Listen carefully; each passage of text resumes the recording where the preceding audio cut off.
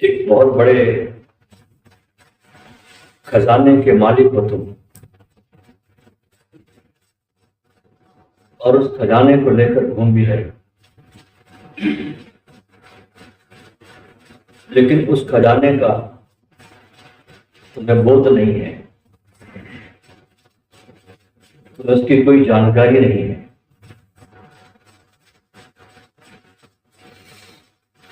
उसको तुम भूल गए हो। जन्म के साथ तो उसे लेकर आए थे, लेकिन संसार की विचारधाराओं में उस खजाने का तुम्हें विस्मरण हो गया। पंख लेकर आए थे उड़ने के लिए और कीड़ों की तरह रेंगने लगे। पंख अभी भी तुम्हारे पास है, लेकिन वे पंख तभी उपयोगी हो सकते हैं जब तुमको उड़ना आता। ये शरीर हमारा जो लेकर चल रहे हैं हम, एक रथ है, और इस रथ में संसार की सर्वोच्च सत्ता आपके भीतर बैठी है।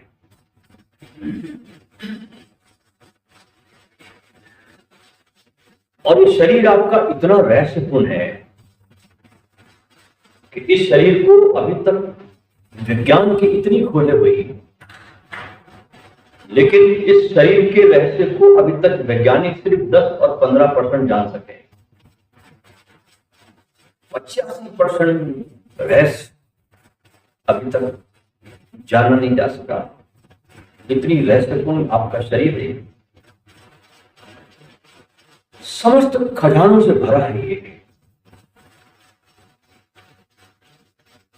लेकिन हमारी शिक्षा बचपन से जो होती है, माँ बाप देते हैं, समाज देता है, विश्वविद्यालयों में शिक्षक देते हैं, वो उतनी शिक्षा देते हैं जिससे कि तुम दाल चावल कमा सको और पेट भर सको।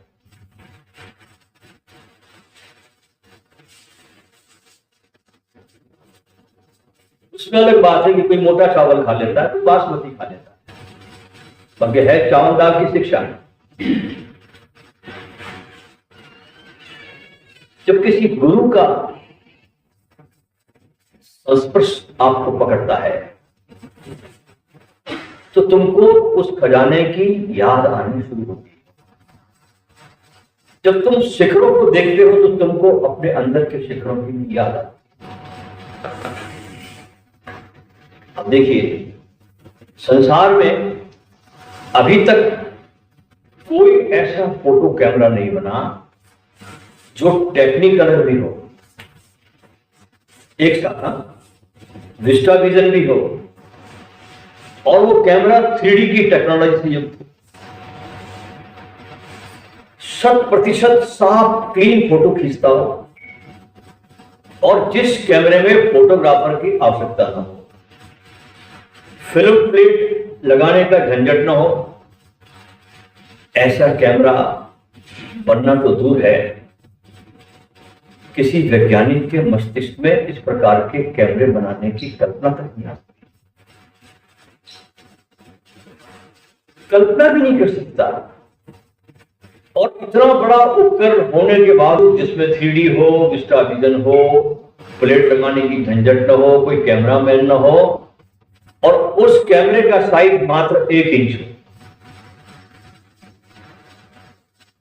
बाहर के जगत में भले ही ऐसा कोई यंत्र भले न हो, उसकी संभावना भले ही अशक्त मानी जाती हो, लेकिन ऐसा कैमरा हमारे पास मौजूद है, और उस कैमरे का उपयोग हम जन्म लेते ही करना शुरू कर देते हैं।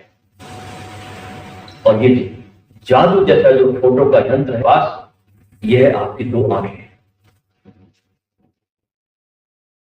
इतनी रहस्यपूर्ण है 2 आंख कि जिसकी वैज्ञानिक कल्पना नहीं कर सकते। ये सब चीज आपकी आंखों में है, करेक्ट फोटो खींचती जो कोई कैमरा नहीं खींच सकता। और हमारे जो नेत्र है पूरे शरीर में, बहुत संवेदनशील है और बहुत सक्रिय है। हमारी पलकें 1 मिनट में औसतन 30 सेकंड बंद रहती है और 30 सेकंड खुलती है। 1 मिनट में ये आपका गणित बैठता है पलकों को बंद करने का और खोलने का। और ये जो क्रियाकलाप है पलकों को बंद होने का और खुलने का, ये अनायास चलता रहता है, आपको पता भी नहीं चलता। जैसे सांसें आपको पता नहीं चलती चल रही है। जीवन की महत्वपूर्ण जो क्रियाएं हैं वो परमात्मा ने अपने हाथ में रखी है, वो आपको नहीं दी। क्योंकि आपकी भूलने की आदत है, आप सांस लेना ही भूल जाओ।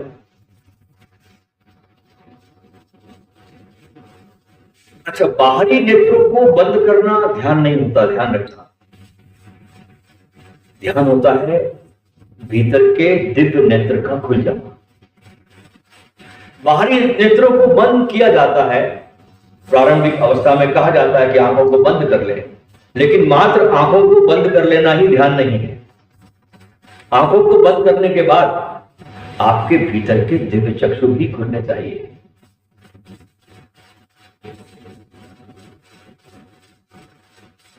तो भीतर का चक्षु जब खुलता है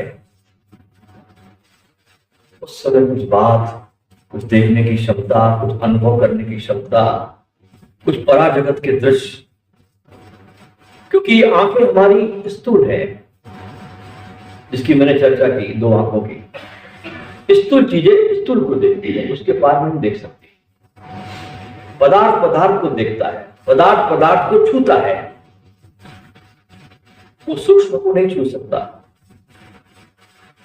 इस पूरे धरती को पूर्व के द्वारा दिए गए पूरे जगत को एक योगदान में से एक योगदान ये भी है कि इस बात का बोध, इस बात की जानकारी, इस बात की इंफॉर्मेशन कि तुम्हारे दोनों आंखों के बीच में एक भीतर की तीसरी आंख भी है, और वो आंख साधारणतया प्रसुप्त पड़ी रहती है, सोई पड़ी रहती है। इस आंख को खोलने के लिए साधक को थोड़ा श्रम करना होता है, थोड़ी साधना करनी पड़ती है, क्योंकि प्रकृति का पूरा इंतजाम है आपको काम वासना की तरफ ढकेलना। प्रकृति का काम है आगे संतति को बढ़ाना। तो सारी की सारी जो प्रकृति है वो आपके ऊर्जा के ग्रेविटेशन को नीचे की तरफ लाती। साधक को इस ग्रेविटी के विरुद्ध काम करना पड़ता है एक समय तक। जैसे कहते हैं ना कि 200 किलोमीटर तक, 200 मील तक इस पृथ्वी की ग्रेविटी काम करती है। 200 मील के बाद अगर यान चला जाता है तो वो हवा में डोलते रहता है, चंद्रमा पे जाकर, फिर ग्रेविटी काम नहीं करती। ऐसे ही हमारे जीवन में, साधना में एक समय तक ग्रेविटी काम करती है आपको नीचे खींचने के लिए, लेकिन एक बार आपकी ऊर्जा चक्रों को भेदन करती हुई ऊपर की तरफ चली जाए, एक समय ऐसा आता है कि फिर नीचे उतरना मुश्किल पड़ जाता है, फिर ग्रेविटी काम नहीं करती। और जब ऊर्जा ऊपर जाती है तो वहां पर आपका प्रयास रहित ध्यान शुरू होता है। उसके पहले प्रयास करना पड़ेगा ध्यान के लिए, ऊर्जा को उठाना पड़ेगा, लेकिन एक बार आपकी ऊर्जा तीसरे नेत्र पर पहुंच जाए तो वहां पर प्रयास रहित ध्यान है। वहां प्रयास का जगत बहुत पीछे छूट जाता है। तो अपनी काम की ऊर्जा को इस ग्रेविटेशन के विरुद्ध उठाना पड़ता है, और जब ये ऊर्जा ऊपर की तरफ जाती ही तीसरे नेत्र पर पहुंचती है तो आपका ये तीसरा नेत्र सक्रिय हो जाता है। जब आपकी ऊर्जा इस आंखों से, जो स्थूल आंख है, इससे देखना बंद कर देती है, जब आंख बंद करते हैं आप तो तीसरी आंख में ये ऊर्जा बहने लगती है। और ये तीसरा नेत्र जो है आपका किसी भी क्षण सक्रिय होने को तैयार रहता है, और ये आपका ध्यान इसको चाहिए, ध्यान इसका भोजन है।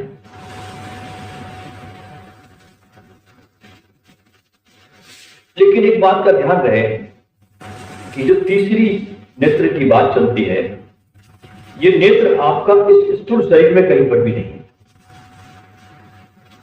आपके शरीर में 7 चक्रों की चर्चा चलती है। मूलाधार, स्वाधिष्ठान, मणिपुर, अनाहत, ऐसे 7 चक्रों की आपके शरीर में बात चलती है। 6वां चक्र है आपका आज्ञा चक्र और 7वां है सहस्त्रार। तो जब ऊर्जा आपकी तीसरे नेत्र पर पहुंचती है तो यहां से सूक्ष्म जगत शुरू होता है। यहां पर आप सूक्ष्म होना शुरू हो जाते हैं, पदार्थ पीछे छूटता चला जाता है। बहुत पहले ग्रीस से एक व्यक्ति आया था जिसका नाम था पाइथागोरस। ये इसी तीसरी आंख को खोलने की विधि के लिए उसने भारत की यात्रा की। उन दिनों में हवाई जहाज तो होते नहीं थे, पानी के जहाज से आदमी महीनों चल के आया सिर्फ इस विधि को प्राप्त करने के लिए कि तीसरा नेत्र कैसे खोला जाए। और ये पाइथागोरस इस तीसरे नेत्र की विधि को लेकर पश्चिम में गया और वहां पर इसने इस विधि का इतना उपयोग किया कि सारे पश्चिम के रहस्यवाद का ये सर्वा हो गया और ये प्रयोग को भारत से ले गया। अब तो वैज्ञानिक भी मानने लगे कि आदमी के दोनों भुवों के बीच में एक ग्रंथि जरूर है जो शरीर का सबसे रहस्यमय अंग है। और विज्ञान ने इसको आजकल तीसरे नेत्र को पाइनियल ग्लैंड के नाम से नाम दिया, दोबारा जानने लगा। हमने भारत में इसको शिवनेत्र कहा, त्रिनेत्र कहा और तंत्र नेत्र कहा। दोनों आंखों के बीच एक तीसरी आंख का आपके भीतर अस्तित्व है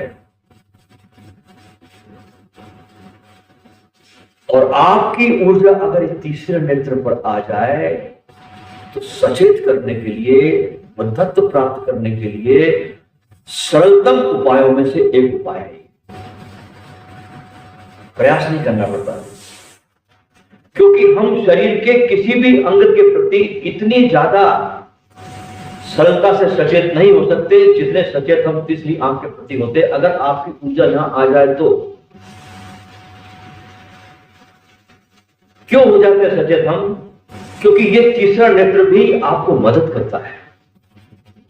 जब आपकी ऊर्जा यहां पर पहुंचती है, खींचता, इसके अंदर अपनी ग्रेविटी ऊपर खींचने की तीसरे नेत्र की, जैसे काम केंद्र की एनर्जी नीचे खींचने की है, ऐसे तीसरे नेत्र की एनर्जी जो ग्रेविटी है वो ऊपर खींचने की। आप जरा सा अपनी ऊर्जा को तीसरे नेत्र पे लाया और आपको स्पष्ट अनुभव होगा कि आप ऊपर की तरफ खींचे चले जा रहे हैं और ये तीसरा नेत्र आपके होश को पूरी तरह से पी जाता है, आपको साथ कर लेता है। तो यहां पर जब तुम अपनी ऊर्जा को लाने लगोगे तो तुम यहां खींचे जाओगे, पुल किए जाओगे और तीसरी आंख तुम्हारे होश को खींचती है। वहां पर एक बहुत बड़ा चुंबक है। होश को साधने का इससे सरलतम उपाय दूसरा कोई नजर नहीं आता किसी भी घर में, क्योंकि यहां पर तुम ही श्रम नहीं कर रहे हो, तुम ही प्रयास नहीं कर रहे हो उसको साधने का। यह तीसरा नेत्र भी तुम्हारी मदद करता है। तुम्हारा होश बलपूर्वक उस नेत्र पर खींच दिया जाता है। इस संदर्भ में हमारे पास ऐसे तो इस नेत्र की बात करने वाले बड़े बड़े ग्रंथ हैं, लेकिन एक ग्रंथ है हमारे पास जिसका नाम है विज्ञान भैरव तंत्र। और ये ग्रंथ जो है ये माता पार्वती और शंकर के बीच अतिशय प्रेम में घटा हुआ संवाद है। देखिए, सत्य जो होता है ना वो बहुत प्रेमपूर्ण अवस्था में तुम तक पहुंचता है, पहुंचाया नहीं जाता। तुम जब बहुत संवेदनशील हो जाते हो और बहुत खुल जाते हो और उस व्यक्ति के प्रति बहुत तुम जब प्रेम से भर जाते हो तो तुम्हारे और उसके बीच में एक ब्रिज बनता है और वहां बिना प्रयास के बातें जो गुरु के पास होती है उस शिष्य में आंदोलित होने लगती है, जाने लगती है। गुरु भी कुछ प्रयास नहीं करता, शिष्य सिर्फ खुला होकर बैठता है अपने गुरु के पास और चीजें बहुत सहज होने लगती है बिना प्रयास के। ध्यान रखना, जीवन में वही चीजें महत्वपूर्ण है जो प्रयास रहित है। तुम्हारा प्रयास 2 कौड़ी का, उससे कुछ नहीं होता। जब भी तुम्हारे जीवन में कभी ध्यान के क्षण आते तो तुम पाओगे कि वो तुम्हारे जीवन में प्रसाद की तरह है, तुम्हारे किसी प्रयास से नहीं है। तो जब तुम्हारे जीवन में ऐसे क्षण आए जब प्रसाद बरसना हो, उस समय तुम संसार के सब काम छोड़ दो और आंखें बंद करके उसमें डूब जाओ, क्योंकि वे क्षण तुम्हारे जीवन में कभी कभी कभी कभी आते हैं। लेकिन हम ऐसे मूर्ख कि जब ये मोमेंट्स आते हैं हमारे जीवन में, जब परमात्मा हमारे बिल्कुल पास होता है, उन क्षणों को भी हम चूकने में बड़े माहिर हैं। किसी भी अधकचरे आदमी का उस समय फोन आ जाएगा, हम फोन की तरह लेके फोन करने की बात कर लेंगे, फेंक दो उस समय फोन को। उस समय तुम जगत की सत्ता के साथ धड़कने लगे। और उस ग्रंथ में माता पार्वती बहुत प्रेमपूर्ण अवस्था, ऐसे पति थे इनके, लेकिन बहुत दिनों तक पार्वती अपने पति को पति के रूप में देखती रही। और जब पति के रूप में देखते देखते उसने ये पाया कि आदमी पति से भी कुछ और है, तब उसकी आंख खुली शंकर के प्रति। वो अतिशय प्रेम से भरी, और उस प्रेम की अवस्था में उसने भगवान से पूछना शुरू किया प्रश्न। अब बड़े मजे की बात देखिए कि भगवान शंकर ने उस पार्वती के किसी भी प्रश्न का उत्तर नहीं दिया उस ग्रंथ में, उसको करने की विधि दी। हे प्रिय, तुम ऐसा करो तो ऐसा हो जाएगा, तुम ऐसा करो तो ऐसा होगा। कोई फिलोसॉफिकल चर्चा, कोई दर्शन शास्त्र की चर्चा भगवान शंकर ने नहीं की। 108 प्रकार की विधियां माता पार्वती को दी, जिसमें से एक विधि ये त्रिनेत्र की विधि भी है। माता पार्वती उससे पूछती है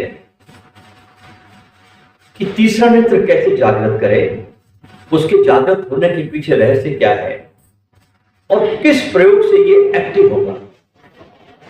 प्रभु, आप इस पर कुछ प्रकाश डालिए। अब भगवान शंकर जवाब देते हैं उनको, ये किसी और ग्रंथों में उल्लेख मिलता है इसका। कहते हैं, पार्वती, मनुष्य के भीतर 2 हिस्से हैं, एक स्त्री का है और एक पुरुष का है, क्योंकि दोनों से मिलकर आदमी बना है। यानी वृक्ष के अंदर 2 भाग है। हमारा दाया भाग पुरुष का है और बायां भाग स्त्री का है, और हमारा लेफ्ट और राइट ब्रेन भी अलग अलग है। लेफ्ट जो है वो राइट शरीर को चलाता है और राइट ब्रेन हमारे लेफ्ट शरीर को चलाता है। इसकी भगवान कहते हैं कि जब व्यक्ति अपने 2 श्वासों को साथ देता है और मध्य में पहुंचता है तो उसका तीसरा नेत्र सक्रिय होने लगता है और वो उसे जगाने में सफल हो जाता है। तो देवी सवाल करती है कि क्या इसके लिए, इस नेत्र को करने के लिए कोई आयु निश्चित है? तो शिव कहते हैं कि सबसे पहले त्रिनेत्र को जागृत करने की प्रक्रिया बाल्यकाल से ही शुरू हो जाती है, और जैसे ही आदमी वयस्क होता जाता है, बड़ा होता जाता है, संसार का माया मोह माया जाल उसके आगे आता है, माया चढ़ती है, लोभ चढ़ता है, तो परिणाम स्वरूप ज्यादा तनाव और ज्यादा चिंता में जीने के कारण उसका तीसरा नेत्र बंद होने लगता है। यानी इसको लेकर पैदा, पुष्टि में कहता हूं आप खजाने को लेकर पैदा हुए थे और ये बंद हो जाता है, और फिर किसी गुरु का सानिध्य मिल जाए और साधक साधना करने में डूब जाए तो इसका नेत्र फिर जागृत होने लगता है। अच्छा देखो, बचपन में बच्चों को देखिए आप, एक छोटा बच्चा पालने में झूल रहा है, इसका तीसरा नेत्र एक्टिव है। उसकी मस्ती को देखिए आप, उसकी मस्ती उसमें समाती नहीं शरीर में, वो कितने पैरों पर पटकता है।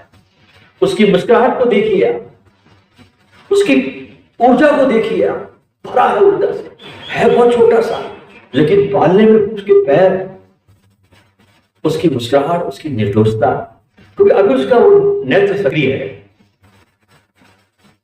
इसलिए जो जो आदमी जो बड़ा होता है, बचपन की जो खासियत होती है वो खत्म हो जाती है और फिर शुरू होता है हमारे जीवन में विचारों का झंझावात। जो खोपड़ी है दिन भर 24 घंटे चटर पटर करती रहती है और यहां पर इस तीसरे नेत्र पर इस चटर पटर का जाल खड़ा हो जाता है और ये आंख आपकी बंद हो जाती है, दिखाई पड़नी बंद हो जाती है।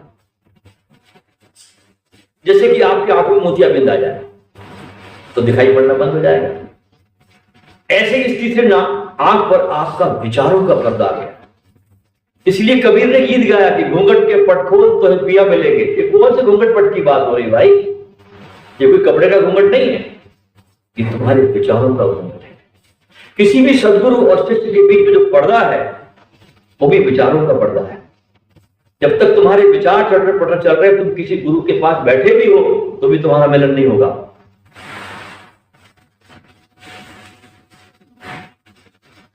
इसलिए गुरु के पास कैसे बैठना ये सीखना होता है, ये जानना होता है।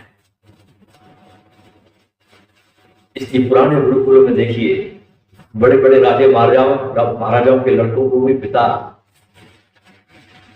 वशिष्ठ के पास ले जाते थे, सांदीपनि के पास ले जाते थे, विश्वामित्र के पास ले जाते थे, वहां सीखी जाती थी कला।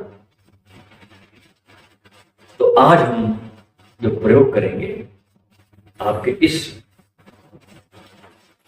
तीसरे नेत्र को कैसे जागृत किया जाए, इसका प्रयोग हम करेंगे। अब थोड़ा सा समझने की जरूरत है कि अगर मैं आपसे कहूं कि आप बस आंखें बंद कर लो और तीसरे नेत्र पर ध्यान करो, तो पहली बात तो आपको पता ही नहीं है कि आपका तीसरा नेत्र है किधर। तो थोड़ा हमने इस आधुनिक युग में जिस ढंग का मनुष्य हमारे सामने बैठा है, उस मनुष्य को देखते हुए हमने इस तीसरे नेत्र को बहुत विकसित किया। ये मैंने किया है पिछले कई वर्षों से कि कैसे आपका तीसरा नेत्र बहुत सहजता से विकसित हो सकता है, क्योंकि हर युग में सूत्र बदल जाते हैं, समय के अनुसार सब बदलना पड़ता है। जैसे 5300 साल के पहले आप देखिए सूत्र है सर्वधर्मान प्रत्यज मामेकम शरणम प्रच। हे अर्जुन, तो सबकी शरण छोड़ और मेरी एक की शरण आ जा। 2500 साल नीचे उतरता है युग, बुद्ध का समय, महावीर का समय आता है। महावीर नहीं कह सकते, बुद्ध नहीं कह सकते सर्वधर्मान प्रत्यज मामेकम शरणम प्रच। यहां सूत्र साधक से सिद्ध की तरफ है। बुद्धम शरणम गच्छामि, महावीर शरणम पवच्चामि। और हमारे युग में और कठिन है। न साधक कहता है तुम्हारी शरण में आता हूं और न सिद्ध कह सकता है कि मेरी शरण में आओ। इसलिए जितना आसान कृष्ण के जमाने में अपने को जानना होता था, उससे कम आसान बुद्ध के समय में हुआ और हमारे समय में आकर आदमी इतना अहंकार से ग्रस्त हो गया, अब और कठिन मामला होता है। इसलिए इस अवस्था को, इस स्थिति को देखते हुए हमने इस तीसरे नेत्र में 3 चरण बनाए। एकदम से मैं आपको कह दूं आप ध्यान करिए तीसरे नेत्र पर, तो आप ध्यान नहीं कर सकोगे, आप कहीं और भटकते रहो, क्या ध्यान लगेगा नहीं। तो जो लोग उसकी विधि को कराते हैं वो जानते नहीं क्या है। तो पहला चरण होगा आपका 10 मिनट तक के आंखें बंद रहेगी और आप अपनी श्वासों को देखेंगे। पहला चरण, श्वासों को देखने से क्या होगा कि श्वास को जब आप देखते हैं तो आपका शरीर, आपका चित्त, आपका मन शांत होने लगता है। एनर्जी एक जगह कलेक्ट होती है। जो बिखरी हुई एनर्जी है, इस श्वासों को देखने से एनर्जी कलेक्ट होगी आपकी, आपका शरीर शांत होगा, आपका मन शांत होगा। इस ऊर्जा को अब हम एक केंद्र पर ले जाएंगे। दूसरा जो चरण होगा वो होगा आपका कि अब आपको आंख को आधी खोलना है और आधी बंद रखना है। यानी क्या होगा, नाक के अग्रभाग को देखना है। इस विधि की चर्चा भगवान कृष्ण ने अर्जुन से गीता में की, नासाग्र दृष्टि की। और इस नासाग्र दृष्टि के ध्यान को करते करते महावीर स्वामी निर्वाण को प्राप्त हुए। तो हमने इस विधि को इसमें लिया 10 मिनट के लिए। पहले हमने विपश्यना को लिया, श्वासों को देखना। दूसरा हमने नासाग्र दृष्टि को जोड़ा इसके अंदर। अब नासाग्र दृष्टि की एक बड़ी चमत्कारिक बात बताऊं मैं आपको कि जैसे आपकी ऊर्जा नासाग्र पर आती है, आपका ध्यान आधी आंख खुली आंख बंद और आप नाक का अग्रभाग देख रहे हैं। अभी आप नाक का अग्रभाग दिखेगा नहीं, ध्यान रखना। तो आपको मदद के लिए क्या करना होगा कि इस भाग को देखने के लिए आपको अपनी ये उंगली अपने नाक के सामने रखनी होगी। ध्यान को पहले इस पर टिकाना होगा, थोड़ा टिक जाए ध्यान, क्या लीजिए, फिर नाक के अग्रभाग को देखने की कोशिश कीजिए। तो धीरे धीरे आपको आपके नाक का भाग दिखना शुरू हो जाएगा। ये इट नीड्स प्रैक्टिस, आपको थोड़ी प्रैक्टिस करनी पड़ेगी 20 दिन 25 दिन तक में। अभी मैं आपको प्रयोग समझा रहा हूं, इस प्रयोग को आप घर जाके जरूर करना। आपकी सालों की यात्रा महीनों में पूरी होगी, महीनों की यात्रा आपकी दिनों में पूरी हो जाएगी। ध्यान रखिए।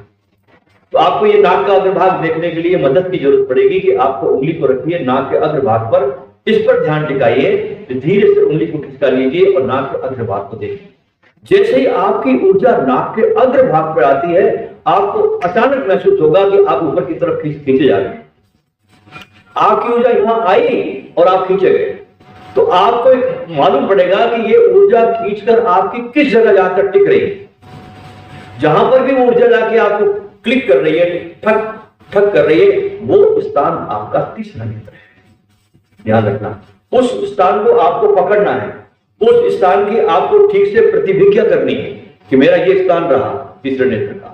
क्योंकि व्यक्ति की जन्मों जन्मों की साधना के अनुसार हर व्यक्ति का तीसरा नेत्र उसके अपने अपने अलग अलग स्थान पर है। तो पहले आपको खोजना होगा कि मेरा स्थान कौन सा है। तो नासाग्र दृष्टि पर जैसे आप ध्यान टिकाओगे, फटाक से आप खींचते जाओगे ऊपर, आपको महसूस होगा कि आपकी ऊर्जा ऊपर की तरफ जा रही है और एक जगह जाकर के वो इकट्ठी होकर वहां पर हमें या तो गोल गोल घूमती है, या वो ठक ठक करती है, या एक शून्य का बोध कराती है। अलग अलग आपको अनुभव होंगे। तो वहां पर आपको फिर तीसरे चरण में 10 मिनट तक वो जो स्थान आपने अपना पता कर लिया है, वहां पर बहुत रिलैक्स होकर के आपको उस स्थान पर अपने ध्यान को टिका। 30 मिनट का प्रयोग है दोस्तों, और मैं समझता हूं कि आप सब समझ गए होंगे इस विधि।